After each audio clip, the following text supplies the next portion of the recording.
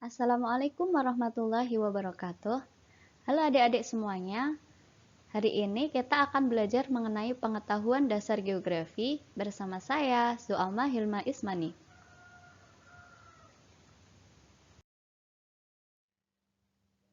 Apa yang dipelajari dalam geografi? Belajar geografi berarti kita belajar mengenai kehidupan manusia, hewan, tumbuhan, air, tanah, udara, gunung, lautan, dan lain sebagainya.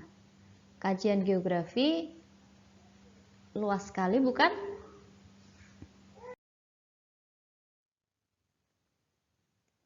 Ada beberapa pengertian geografi menurut para ahli. Yang pertama adalah menurut Eratosthenes, seorang ilmuwan Yunani yang memperkenalkan pengertian geografi dalam bukunya yang berjudul Geographica. Kata geo berarti bumi dan grafika yang artinya tulisan atau lukisan.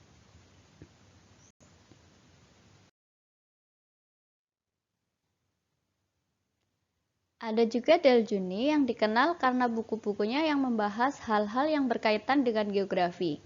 Menurutnya, geografi merupakan ilmu pengetahuan yang mengajarkan manusia mencakup 3 hal pokok, yaitu spasial atau ruang, ekologi, dan region atau wilayah.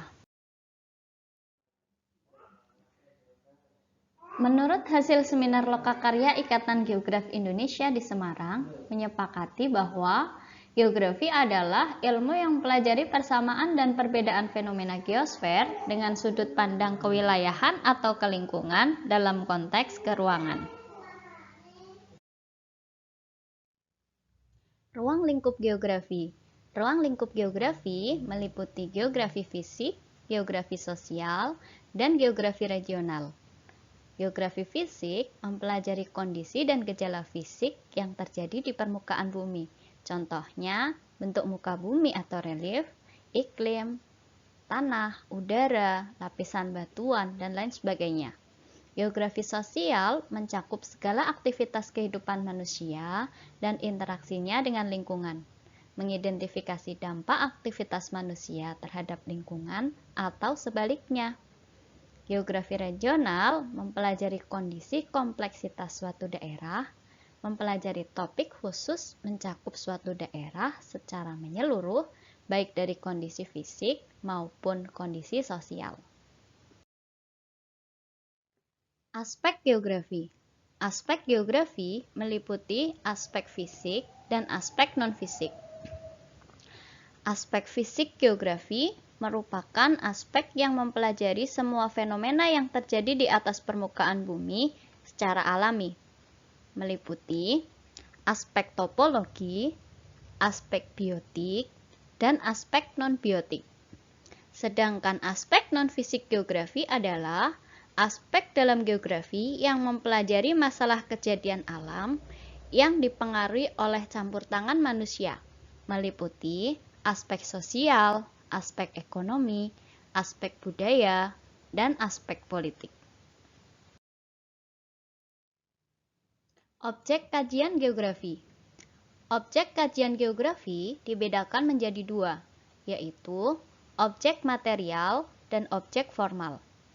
Objek material ini merupakan objek yang berkaitan dengan bahan yang dikaji, meliputi fenomena geosfer, di mana fenomena geosfer itu meliputi litosfer atau lapisan batuan penyusun kulit bumi, atmosfer, lapisan udara, hidrosfer, lapisan air, biosfer, lapisan tempat kehidupan hewan dan tumbuhan, dan antroposfer atau lapisan tempat kehidupan manusia.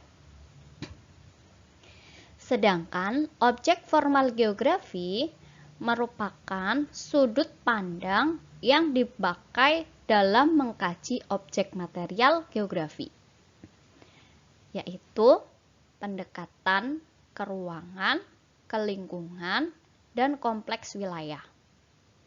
Nah, objek formal geografi inilah yang membedakan ilmu geografi dengan ilmu yang lainnya. Konsep dasar geografi. atau sering disebut dengan konsep esensial geografi. Meliputi konsep lokasi, konsep jarak, konsep keterjangkauan, konsep morfologi, konsep pola, konsep aglomerasi, konsep nilai guna, konsep interaksi dan interdependensi, konsep diferensiasi area, dan konsep keterkaitan ruang. Kita bahas satu-satu yuk. Yang pertama, konsep lokasi. Konsep lokasi membahas tentang letak atau posisi spasial dari objek tertentu di permukaan bumi. Konsep lokasi dibedakan menjadi dua, konsep lokasi absolut dan konsep lokasi relatif. Lokasi absolut adalah letak suatu tempat dilihat dari garis lintang dan garis bujur. Contohnya, Indonesia berada di 6 derajat lintang utara sampai 11 derajat lintang selatan dan 95 derajat bujur timur sampai 141 derajat bujur timur. Lokasi relatif adalah letak suatu tempat dilihat dari daerah lain di sekitarnya. Contohnya, rumah saya berada di sebelah utara alun-alun kota Semarang. Yang kedua, konsep jarak. Jarak adalah ruang yang menghubungkan antara dua lokasi atau dua objek. Jarak juga dibedakan menjadi dua. Ada jarak absolut dan jarak relatif. Jarak absolut biasanya ditunjukkan dengan adanya satuan jarak, contohnya meter, kilometer, atau mil. Sedangkan jarak relatif biasanya dinyatakan berkaitan dengan jarak tempuh dan waktu perjalanan. Yang ketiga yaitu konsep keterjangkauan. Konsep ini mengacu pada kemudahan untuk mencapai suatu objek yang dipengaruhi oleh kondisi geografis suatu wilayah. Contohnya, Jakarta-Semarang bisa ditempuh dengan menggunakan pesawat. Sedangkan Semarang-Banyumas bisa ditempuh dengan kereta api. Konsep yang keempat yaitu konsep morfologi. Konsep morfologi berkaitan dengan bentuk muka bumi. Contohnya, pegunungan, lembah, dataran tinggi, dataran rendah, dan lain sebagainya. Yang kelima, ada konsep pola. Konsep pola mengacu pada susunan atau penyebaran fenomena pada permukaan bumi. Contohnya, pola pemukiman penduduk di wilayah pesisir memanjang mengikuti garis pantai. Yang keenam, konsep aglomerasi. Konsep aglomerasi adalah kecenderungan persebaran yang bersifat mengelompok pada suatu wilayah. Contohnya, kawasan industri, permukiman kumuh, kawasan pecinan yang ditinggali oleh mayoritas keturunan dari orang-orang Tionghoa.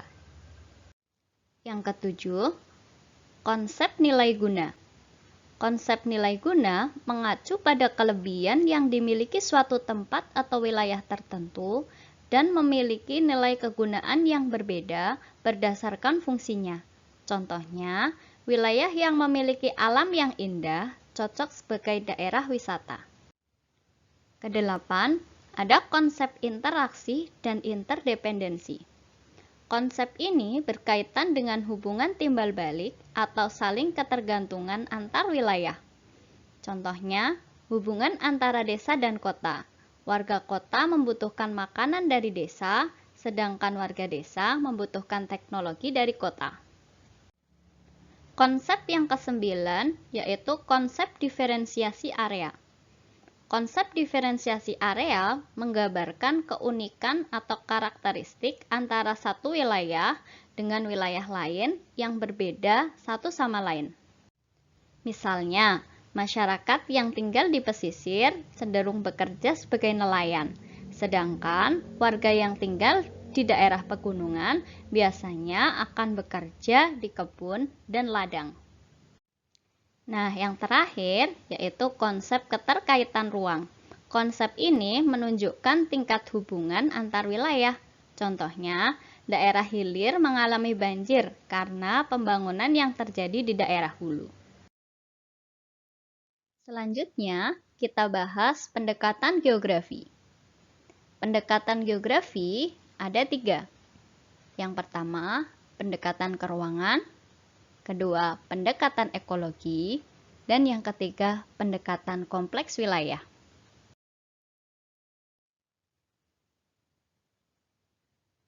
Pendekatan keruangan merupakan pendekatan yang menganalisis gejala-gejala atau fenomena geografis berdasarkan persebarannya dalam ruang muka bumi. Sedangkan pendekatan ke lingkungan tidak hanya berdasarkan pada interaksi organisme dengan lingkungan, tetapi juga dikaitkan dengan fenomena yang ada dan juga perilaku manusia. Pendekatan kompleks wilayah merupakan pendekatan yang mendasarkan pada kombinasi antara analisis keruangan dan analisis ekologi. Analisis ini menekankan pengertian areal differentiation, yaitu adanya perbedaan karakteristik tiap-tiap wilayah. Perbedaan ini mendorong suatu wilayah dapat berinteraksi dengan wilayah lain.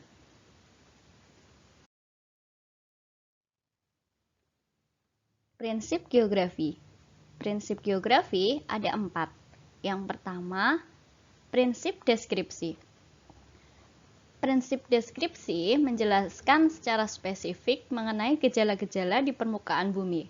Contohnya, pada bulan Februari telah terjadi banjir rob di kota Semarang. Yang kedua yaitu prinsip persebaran atau disebut dengan prinsip distribusi.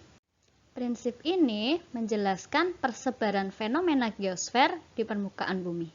Contohnya, wilayah Kecamatan Genuk yang terendam banjir meliputi wilayah Genuk Sari, wilayah Gebang Sari, wilayah Terboyo Wetan, dan wilayah Trimulyo. Yang ketiga yaitu prinsip interrelasi atau prinsip keterkaitan, yaitu prinsip yang memandang fenomena geosfer di permukaan bumi saling berhubungan satu dengan yang lain. Contohnya, tingginya pasang air laut dan penurunan tanah di Kecamatan Genuk menyebabkan banjir rob di wilayah Genuk.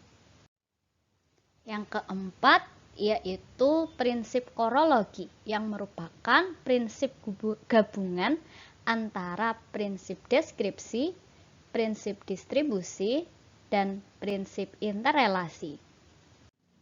Contohnya, pada bulan Februari telah terjadi banjir rob di Kecamatan Genuk. Wilayah yang terendam meliputi wilayah Kelurahan Genuk Sari, Gebang Sari, Terboyo Wetan, dan Trimulyo. Banjir rob tersebut disebabkan oleh tingginya pasang air laut dan permukaan tanah yang semakin turun dari tahun ke tahun. Karena luasnya kajian dalam geografi, maka ilmu geografi tidak dapat berdiri sendiri. Ilmu geografi memerlukan banyak ilmu pendukung lain, seperti geologi, yaitu ilmu yang mempelajari kejadian, struktur, komposisi, sejarah, dan proses perkembangan bumi. Ada geomorfologi, yaitu ilmu yang mempelajari bentuk permukaan bumi dan proses pembentukannya. Ada meteorologi, yaitu ilmu yang mempelajari tentang cuaca. Klimatologi, ilmu yang mempelajari tentang iklim dan faktor-faktor pembentukannya serta pengklasifikasian dalam suatu kelompok iklim. Oseanografi adalah ilmu yang mempelajari tentang lautan. Hidrologi ilmu yang mempelajari tentang air di bumi, baik air di permukaan dan air di bawah tanah.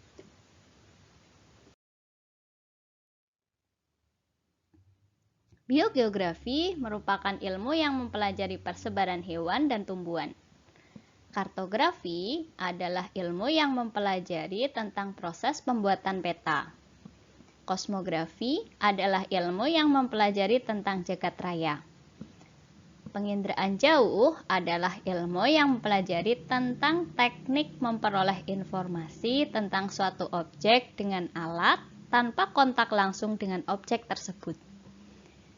SIG atau Sistem Informasi Geografis adalah sistem informasi yang didasarkan pada kerja komputer yang memasukkan, mengelola, memanipulasi, dan menganalisis data, serta memberi uraian. Itulah beberapa cabang ilmu pendukung geografi. Sekian pembelajaran kita hari ini. Tetap semangat belajar dan sukses untuk kita. Wassalamualaikum warahmatullahi wabarakatuh.